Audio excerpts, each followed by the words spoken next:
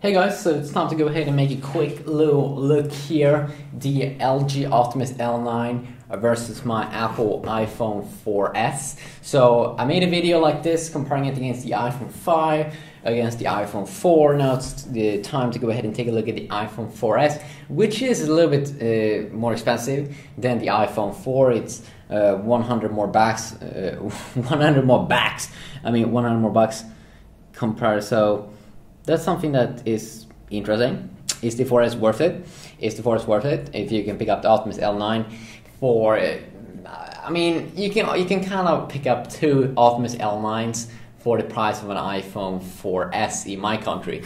So just confirm that this is an iPhone 4S. You can see up here it doesn't have a clip, so it should be the iPhone 4S. So if we start off with the first thing, you don't have any 4G availability on any of these devices. The iPhone 4S, of course, was launched as a high-end flagship device last year. Of course, I mean 2012. That's when we got the iPhone 4S. And no, I'm retarded. We got the iPhone 4S 2011, and it was launched as a high-end device, and still millions of people use this device.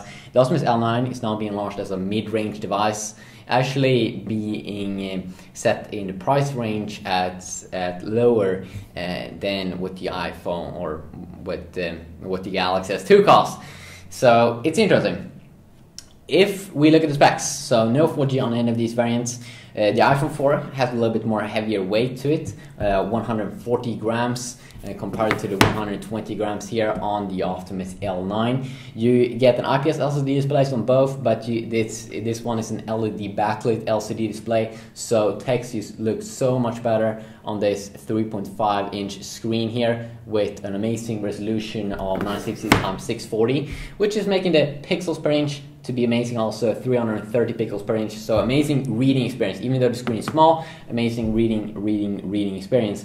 While the resolution is 960 x 540 on this 4.5-inch L9 display. And as you can see, when I move the display around, you can see that it kind of looks weird because it's not LED backlit, so my camera doesn't like that. When you look at this phone in real life, it looks okay, but not as good, of course, as this one. But I gotta say that I kind of prefer this one just because it's bigger. I mean, 1 inch bigger in size.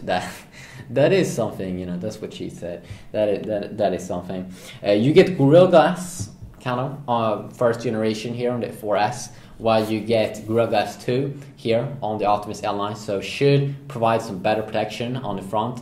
And also, as you can see, in terms of the design area, the other Optimus L9 kind of reminds us about the LG product phones, and also LG's other L series phones that they unveiled last year. Kind of like a hard case plastic back here, while on the iPhone, of course, we get this plastic, or we get this glass back, which makes the device feel extremely exclusive. But the L9 doesn't feel cheap whatsoever, and it has a pretty nice design here with a small little home button there in the front side, which actually provides a nice experience. It looks pretty decent. One thing though that I don't like with the Optimus L9 here is that it's kind of hard to locate where the volume up and down keys are, because they don't stick out as much. While it's a little bit or very much easier here on the iPhone 4S to find that out. One big thing here that is better here with the iPhone, of course, with the 4S.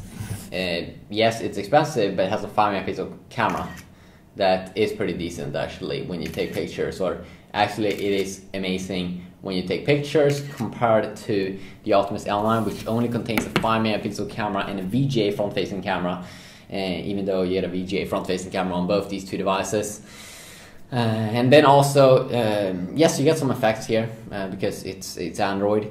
And let's see here. Scene mode. Sunset. There we go. Let's go ahead and go to sunset. And yeah, the thing that I was trying to say here in the beginning, the LED backlit display probably makes the pictures looks better here on the screen, also on the 4S, while on a computer they will look better than the L9 because the display ain't as good. And you of course get the latest version of iOS here that Apple always stays up to date. iOS 6.1 here on the iPhone 4S, and it hasn't changed that much actually. It's just kind of sad. While you get the TI OMAP 4430 chipset here on the Optimus L9. You get a dual-core 1 GHz processor on both these two smartphones, and then also you get the SGX, in terms of gaming, you get the SGX 543 MP2 GPU. MP2 stands for multi-processor GPU here inside of the 4S. So SGX 543 MP2 multiprocessor, while you also get an SGX processor in here inside of the L9, which is the SGX 540. But first of all, it's not the 543, it's an old generation 540, and then it's no multiprocessor GPU. So in terms of gaming, you should also be able to get actually some better performance here on the 4S compared to the iPhone 4. It did have like a GPU of SGX 535. So that then, you know, the L9 was going to win there in terms of gaming, but still kind of interesting to take a look at, and that could be a big thing in gaming. In terms of battery, the L9 crushes the 4S. The L9 has 2150 milliamps, which is same as the Optimus 4X, LG's high-end flagship device for 2012, the Optimus 4X HD. So amazing battery life versus the 1400 milliamps here on the iPhone 4S. And I mean, myself, I use a lot of Apple products daily, and they don't have that good battery life, I can say. I use the iPod Touch 5th generation right now, and it feels like it drains battery pretty quick, which is a little bit sad. So you should be able to get some better battery life here in the Optimus L9. And better reading experience here, of course, on the iPhone. And the biggest selling point here of the Optimus L9 compared to the 4S is, of course, the price range, that you can get kind of like 2 Optimus L9s for the price of 1 4S.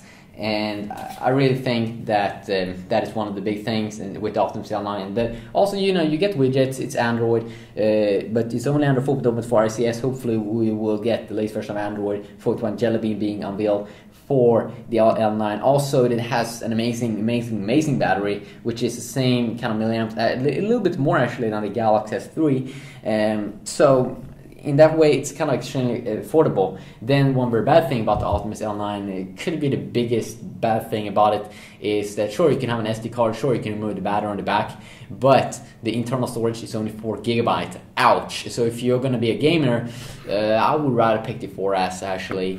4 GB, that's not much today for high-end games.